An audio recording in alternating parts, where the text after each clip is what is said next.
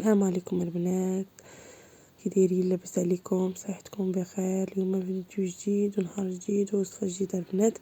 غنبداو كلامنا بالصلاه على النبي. اللهم صل وسلم وبارك على سيدنا محمد وعلى اله وصحبه اجمعين.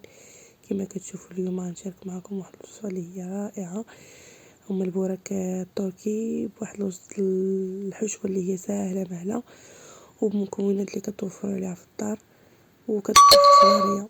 خليكم مع الفيديو حتى الاخر وما تمشيو فين. هنا مباشره البنات غادي نشارك معكم المقادير. كما كتشوفوا هنا غادي نحتاجوا القريعه، وغادي نحتاجوا خيزو، وغنحتاجوا فلفله حمراء وفلفله صفراء وفلفله خضراء. انا البنات انا هنا كنحتفظ بها في المجمد حيت ما كنكونش كنتوفر عليها بزاف، داكشي باش كنشريها بكثره كنقطعها وكنديرها في المجمد. غنحتاجوا العطريه اللي هي تحميره، شويه الابزار، شويه الكمون، شويه الخرقوم مخلط مع شويه تاع الملون. هنا غادي نحتاجو الشعريه الصينيه، ما غادي نكثروها بزاف، غير هاد المقصو. هنا البنات انا كنستعمل هاد الشعريه زوينه احسن من الاخرى. بالنسبه للفرماج فهو للزين. عندنا هنا كفته، بالنسبه للكفته ممكن تستعملوا اي حاجه، ممكن ديروا الطون، ممكن ديروا الدجاج، صدر الدجاج هكا تشحروه مزيان. بالنسبه عندنا الملحه، شويه ديال الهريسه الا بغيتوها على حسب سميتو الذوق. عندنا شويه ديال الصوص ديال الصويا، عندنا شويه ديال مطيشه الحك. انا كنتوفر على هذا سوليس درت هادي. بالنسبه لهادي غندير غير معلقه صغيره، وكذلك الا كان عندكم ماجا كونسونطري حتى هي كديروا غير معلقه صغيره. وبالنسبه للورقه انا كنستعمل هذا ديال الفيلو، زوينه البنات، كتكون في كارفور، كتكون في مرجان، زوينه البنات، كتجي مقامشه. وغادي نورقوها بالزبده حيت كتكون شي شويه ناشفه. صافي البنات غادي ندوزو باش نورقو الطاوه ديالنا فوق النار، نقصو عليها، غنديرو شويه ديال الزيت. اول حاجه غادي نديرو الفلافل. هذا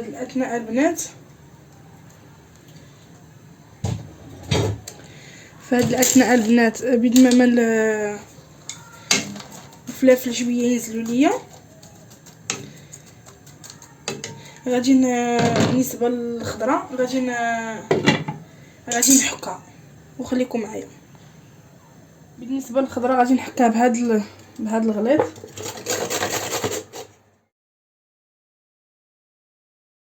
انا البنات كما كتشوفوا بدات كتقلى ليا هاد الفلافل اللي كيتقلاو. مباشره غادي نزيدو عليهم الجزر ديالنا، كاروت،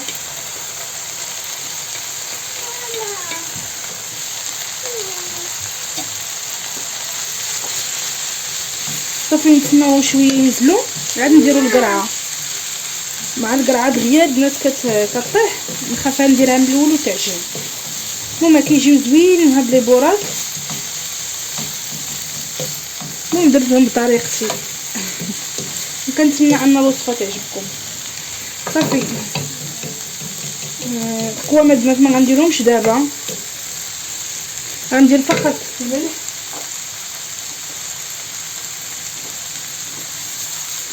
غندير غير الملحه باش تشربها الخضره ديالي من الاول. هاد الملحه مزيان مع الخضره ديالي.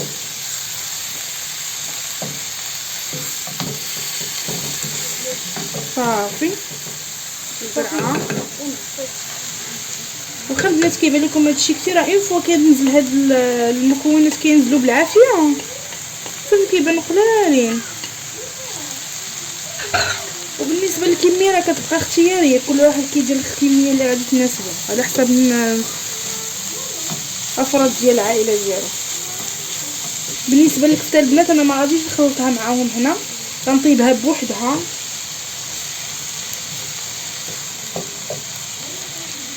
صافي هنا البنات غادي ندير القوام. بالنسبه للقوام اللي هنا كلهم غنديرهم.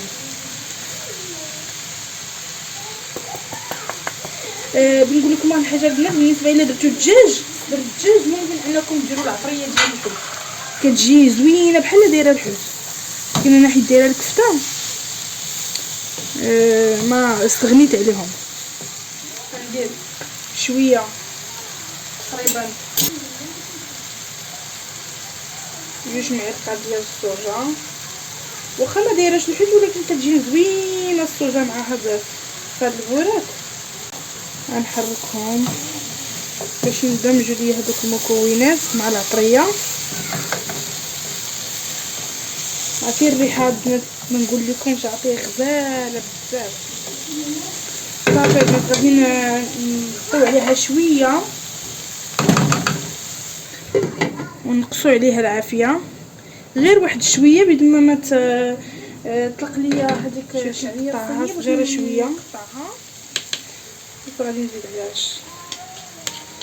المهم بعد ما طبختها شويه، انا هاد البنات كنطبخها ماشي كنديرها في مطيب، كنطبخها صافي. غنخلطها مع الفوان ديالي، خلطت الشعريه مباشره. غادي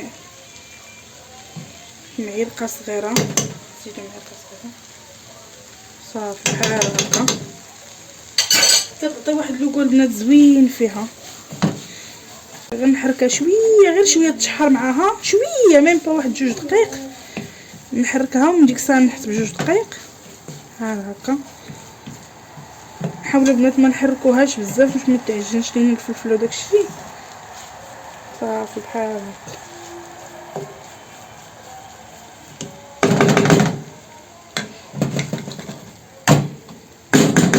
صافي ما نغطيوش عليها البنات باش تشرب شويه. الا كان فيها باقي شويه الماء يشرب. هنا كما كتشوفوا درت المقله ديالي تسخن باش ندير ليها الكفته. انا الكفته غنحاول البنات ما ندير لها لا يدام لا والو، نحاول نفرتها غير في هاد، نقص عليها باش ما تحركش، غير طيب ونرجع معكم. كما كتشوفوا البنات الكفته ديالي وجدات. المهم بعد ما طابت فرستها مزيان بحال هكا، كنضربها هكا بالمغرفه بحال هكا باش تفرست ليا مزيان. غادي ناخذ الشعريه ديالنا. نسيت البنات ما قلت لكم بالنسبه للحرور، هاد الهريسه اللي بغاها يديرها، اللي ما بغاهاش هي غير اختياريه بالنسبه للناس اللي عزيزين عليه هم الحاجه الحاره. المهم انا بالنسبه لي درت غير شويه صافي بحال هكا. هنا كنزيدو هذيك الكفته كنخلطو.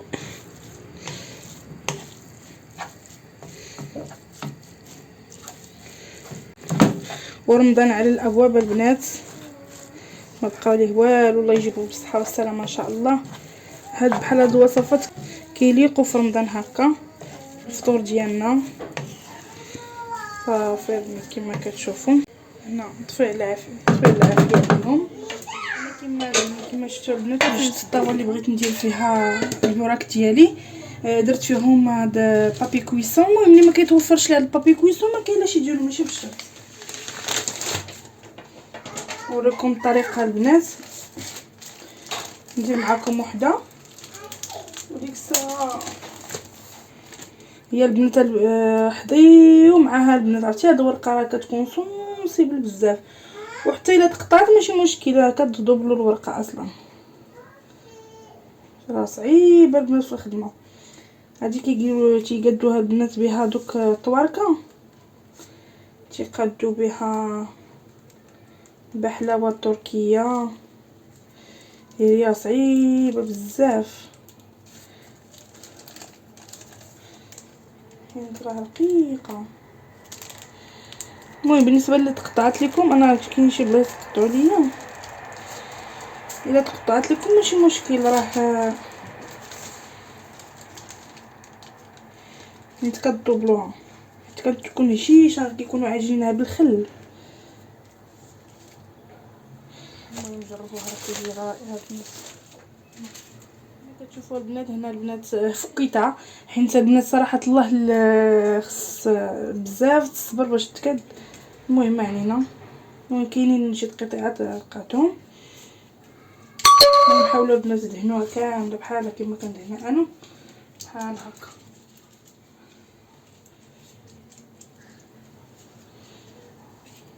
صافي هنا البنات كنحاولوا انا نديروا الورقه هنا العماره هنا نديروها طويله هذا الشكل. وبالنسبه للعبر كيبقى اختياري، ممكن ديروها غليظه تدويره غليظه بحال كي غادي تشوفوا دابا. انا بنديرها شي شويه غليظه هاك. شوفوا البنات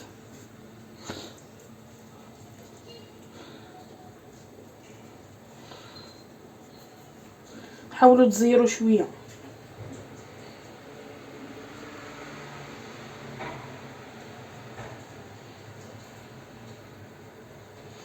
حيت راه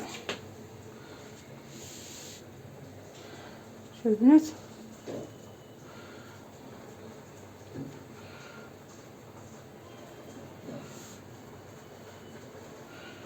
شوفوا كي كتجي ها هكا. كنجيبوا الطاوه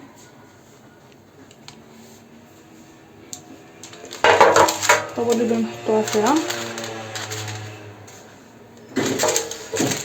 هذا الشكل. شوفوا البنات هذا. المهم كنبقاو كنستمروا على هذه العمليه حتى كنكملوا الكميه اللي عندنا كامله.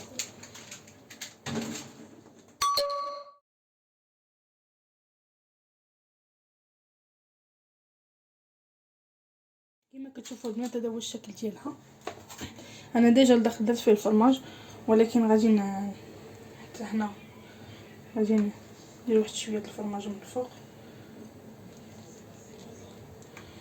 هكا كتزين. بغيتو تدهنوها بشي حاجه من الفوق دهنوها. انا ديجا درت ليها الزبده.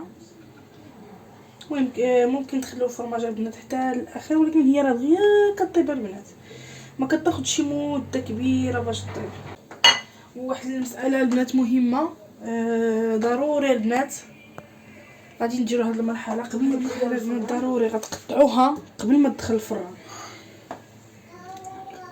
اول حاجه غادي نحاول نقطعها من النص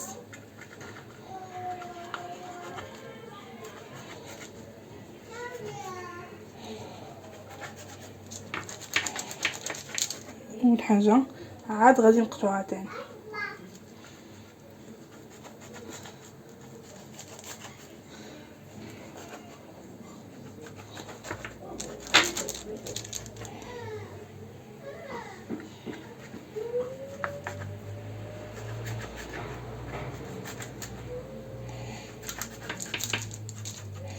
المهم التقطاع البنات كيكون من الاول ماشي حتى طيب نتوما غتقطعوه صافي. البنات هنا غادي نشعلوا ليها الفران على درجه حراره متوسطه، ماشي مجهده بزاف باش ما يتحرقوش لينا، حيت هما كي قلت لكم البنات كيطيبوا دغيا. صافي البنات هذا هو الشكل النهائي ديال البراك ديالي. كيجيو على هذا الشكل، كيجيو زوينين وكيجيو مقرمشين. شوفوا البنات كي مقرمشين هو نتوما كتسمعوا كيجيو رائعين. بالنسبه للتزيين كيبقى اختياري، انا ما زينتهم حطيتهم مباشره في طبق التقديم. ممكن تقدميهم في هذا الطبق هكا، ممكن تقدميهم في هذا الاطباق اللي ديال الخشب.